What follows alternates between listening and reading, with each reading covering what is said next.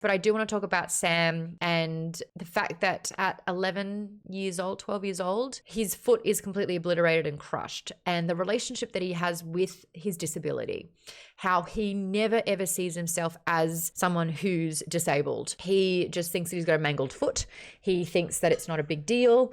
His tolerance of pain is astounding. Like, I would be such a crybaby. I would be a little bitch if I had 2 metal rods sticking out of my foot. He doesn't even know when he's bleeding. And I think that we talk about the pain that we feel we deserve. And I think that's what's happening to Sam. Sam could have survivor's guilt. Sam could, his foot could be a reminder of his mother. And so his not wanting to get it amputated means that, you know, he's losing the only sort of memory or the connection that he has with his mother. The pain that he's going through, he could feel like he deserves that pain in a way. But from childhood, he rarely mentions pain as a factor, even though it sounds like he is in constant pain.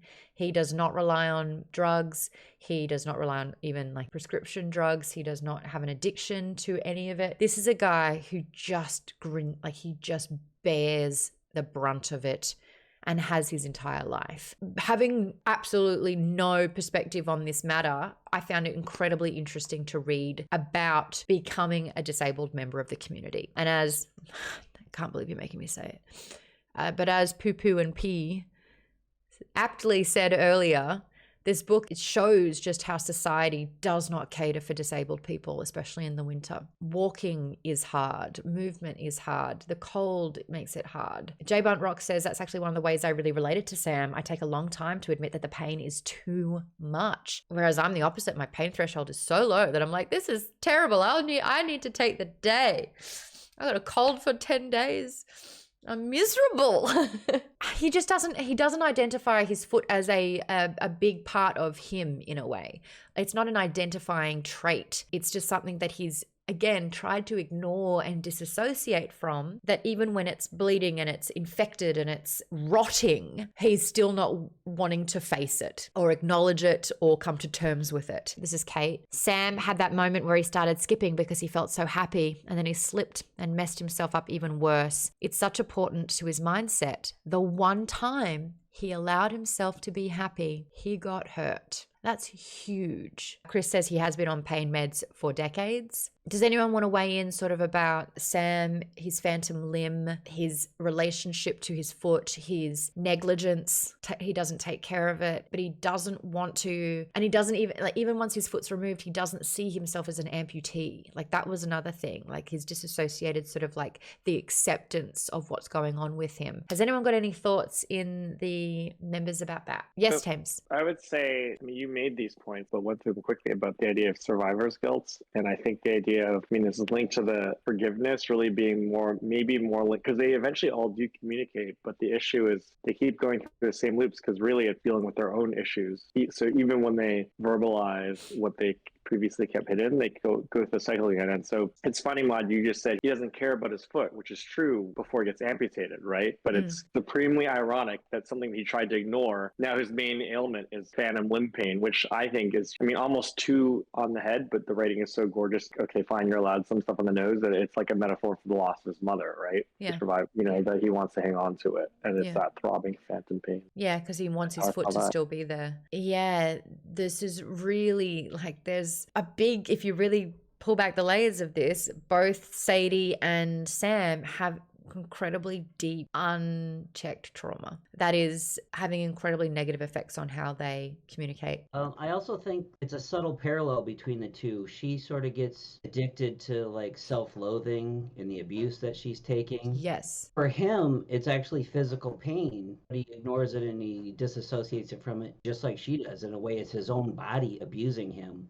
Yeah. He just lets it go and go. When he loses the foot, he's lost that thing, and maybe it was a horrible thing, but he was still addicted to it, and he lived with it, and he lost that important part. So I found it kind of an interesting parallel. They're two completely different types of pain and addiction sort of thing that they were going through, but it sort of affected them each the same way. Well said. Absolutely. And the mirroring of those two, but it's the same, but very different. Yeah, interesting with Sadie where the self-loathing is something that she feels like she deserves. And I think that's the same for Sam in a way. Ro Panda in the Discord says, I'm going back to the whole mindset of the one time he let himself be happy, he got hurt. That can even go back to when he found out about Sadie having the volunteer hours timesheet. He didn't talk for months. I think it was about 6 weeks, didn't say a word. Found someone that he could connect with in Sadie and then got hurt by her lack of honesty. So the first time that he's really got a friend, it turns out that it wasn't really a friend. Even though, and this is what Mark said, no one does 609 hours of community service. You want to be there. Like she wanted to be friends. She just saw a perk from it. Was it a little bit deceitful? Yes. Was it initially a way to help? Yes. Did she gain from it? Yes. But did it turn into a genuine friendship? Yes. Should she have been honest? Yes. But you're right. Like we're seeing this pattern. And I think from what Vaden said, that dishonesty, the way that they handled their first really big fight, they never talked through it. It was just, all right, we're back in each other's lives 6 years later. I remember the time where he didn't talk to me. It was all his fault. It was him. He was being ridiculous. And then Sam's kind of like, yeah, we didn't talk. Yeah, but she treated me and she made me feel less than. And so they're still harboring those resentments. Toaster Poster says, I have a feeling that Sadie and Sam are both emotionally stunted and their lack of emotional intelligence was ignored because they got good grades in school. Emotional intelligence and intellectual intelligence are very different things. Yes, play the board. It is good advice. Marx basically says, I need you to tell me what you need. And that is generally good advice when you encounter somebody with a disability. And Sam is really bad at telling people what he needs. When he disappears, because he's in the hospital, they even speculate maybe he finally got arrested for shoplifting because he's not good at asking for his needs to be met. But I thought it was really interesting that when it was time to pick between the two deals for Ichigo, he looked at Sadie and said, I need this.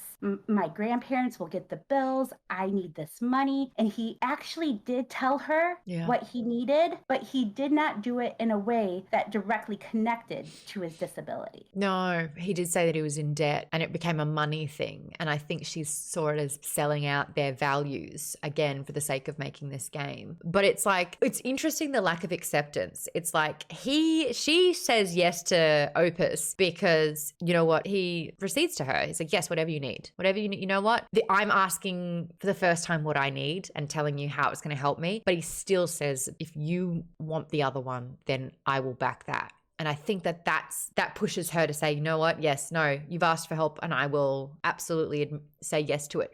But then holds on to it and builds resentment from it. Doesn't truly accept the decision. Even though you're right, he asks for the first time, I need this. And she says yes. And it was conditional. It was yes, but. And it was, yes, but I'm going to forget that this is something that you needed and I'm going to put it back into my needs and what I didn't get and how I felt let down by you in that moment years later. Pailang says there may be some chronic pains that are so bad that facing reality it is more painful than just pretending that it doesn't exist. Yeah, absolutely. I think some personality types might be that way. How some who can't process emotions just ignore them and then appear unemotional. Yes. But it was so interesting because like Sam is supposed to be introverted, is supposed to be shy, decided to stop talking as a coping mechanism after, the shock of losing his mother. And yet when he was on stage or when the spotlight was on him about his game, he just changed. He shone. He was charismatic. He was confident. He sold it. He came into his own. And that shocked Sadie. Sadie didn't even think he was able to do that he was capable of doing that. And I wonder if sort of leaning into that side of him more meant that he couldn't balance out both of them.